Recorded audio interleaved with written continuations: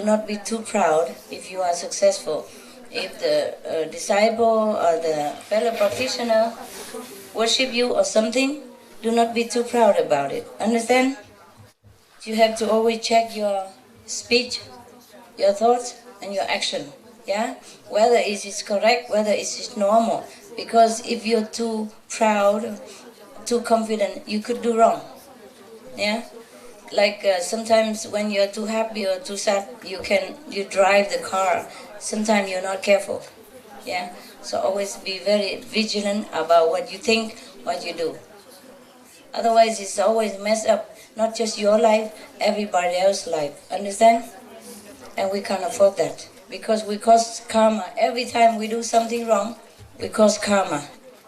And if you do something wrong against me, that is worse. I'm not saying that so that you do things for me. No, it's the truth. You know that, right? Because if you mess up with my life or my schedule, you mess up with a lot of people. And that's why it's big karma. Not just because I'm a master or anything, yeah? Not just that. On top of that, you mess up with the whole world's life and karma, everything. You obstruct, yeah, the mission of the master, and that influences the whole planet or the whole universe even, and your karma is huge. Do you understand? That's why most of the time my life is very simple already, yeah? I don't ask you to do anything. I'm worried if I ask you, you mess it up. But because I'm here and he knows everybody and have contact everybody, so he has to do it. Né? If I could do that myself, I would also. I would just sit on the computer or the telephone, call everybody all day, and then I cannot be here. So just one little thing like that. Anybody could do. If you really care, you will do it well. It's so easy. It's not that difficult to keep a walkie-talkie in your pocket, is it?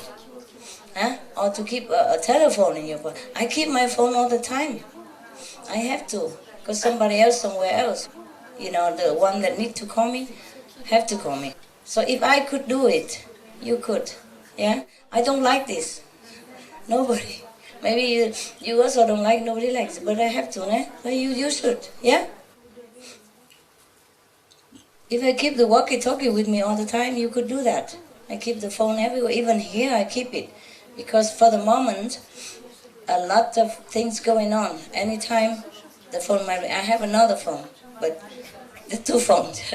But this one is more for like official, bank or overseas or something like that. So I have to carry all the time. Well, I try to tell them not to call in this hour, but sometimes I just keep it in case emergency, they have to, né? Treat your life like an emergency. Then you're more alert and your mind is more sharp and your IQ is more heightened. Do think like you might die tomorrow, because you might. Huh? Nobody can guarantee that you live over tomorrow, no? And sometimes you say, oh, never mind. The master will come and tell me before I die. Yeah, the master come, but you're sleeping. Yeah? Tell you, but you don't hear. Understand? For example, then you also don't know. A lot of people don't know that. Yeah. Sometimes that I have to tell somebody else. Like a sister informed the brother, you know what? Master come to me last night and tell you you will be dead in a week. Oh, really? Why didn't she tell me? Yeah, I wish I could. Yeah. So, all right, just be vigilant. Yeah. Every minute. Every minute. There was a president in Vietnam a long time ago. He was assassinated. I don't care by whom, it's just political stuff. Nah? And then the American came in after he died. Nah? He wasn't a saint like you. Huh? He was just a normal Catholic. He was a hero of the country, that's it. But of course maybe he was a saint. Huh? He was a saint, yeah. But not like you, with title and Kuan Yin stuff and disciples of Supreme Master and all that stuff. He's a quiet, simple, day-to-day saint. And you know what he said? When he was still a president. I remember I was only 15 or 16 or 14 something, In Vietnam, they put some slogan on the street. They write it on the cement board or something. If something is good, they write it. I write the saying of some of the heroes, of the sages, from ancient time of Vietnam up to present, yeah? And one of the saying belonged to that president. He say like this: I am not a saint. I just wake up early, go to bed late, take care of all details in my life, every second, every minute. He said he take care of everything, just second after second, minute after minute, every second, every minute. He take care of his responsibility every second, every minute. That is really the wise thing to say and to do. If you can just do that, then I don't even need you to be a Buddha. Yeah? Then you will be a Buddha automatically. And everybody will be very happy with you. And you will bring joy, happiness, and order into this world. And peace will come. Do not think what you do don't affect anybody. No, it does a great deal. Don't be cheated by Maya. Alright? Just do your best. Always be diligent, be vigilant. Do not listen to your habit, listen to the mind. I always do this, I'm family head, you know, I always do this before, why can't I do it now? You are different now, yeah? Get used to it. Get used to that you are sane. Get used to that you are Buddha, okay? And do things like one. Is that difficult? Yeah, huh? Try. Not really. If you just leave the ego alone, do it every second, every minute as like fresh. First time, and do the best. Or like the last time. Do everything like the first time and the last time. Do everything like everything else, hang on it. Every other lives hang on it, because it might. Other people's life might hang on what you're doing. We are connected, you know that? Yeah? Every time is different, every day is different. My life is always in emergency. Remember this, okay? My life is an emergency. You never know, I just leave you next second, I will not even be able to tell you, even if I want to. I always have to do that. Understand this? So it's now, only this minute, this second. There's no next time, no tomorrow, and every day different. I left and come here. None of my household person know anything about it. And except the one that come with me, none know that I'm here. None know that I even left the country. Because sometimes it's not necessary to tell them. Sometimes it's better that they don't know for their peace of mind. So they don't cause trouble, they don't panic, all kind of things.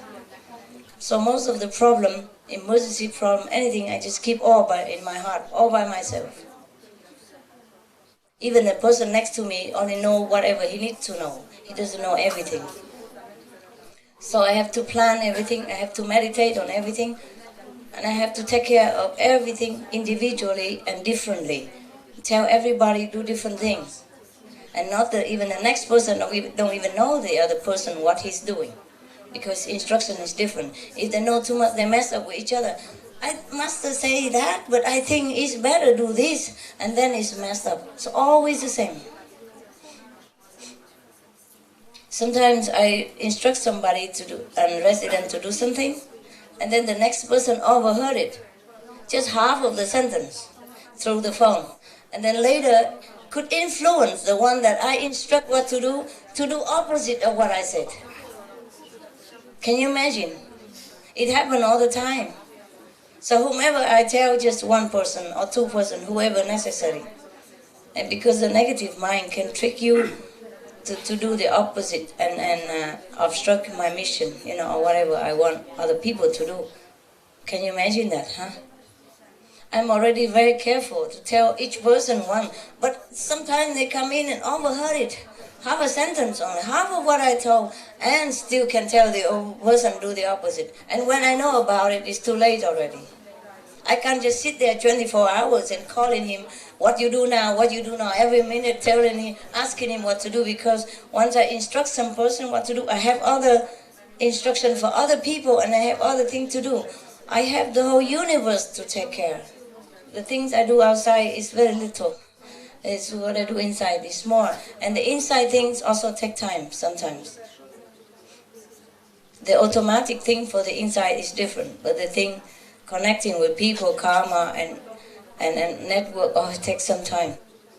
You have to meditate to dispel all this, some heavy karma. I have to meditate long time to remove the obstruction and to construct a new pattern so that the person can follow that instead of this. And it takes really a lot of time. Do you understand now? I don't just always sit here and laugh and then all things gone.